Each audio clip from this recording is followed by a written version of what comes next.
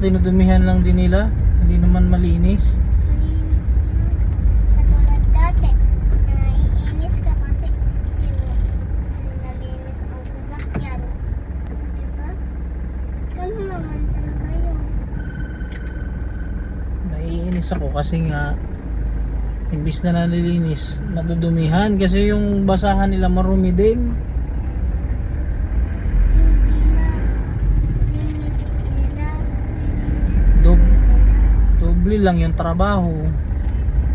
Wala silang pagkain, wala silang bahay, wala silang pera, wala silang pagmamahal ng pamilya. Oh, O ganun sige, naman. sa susunod.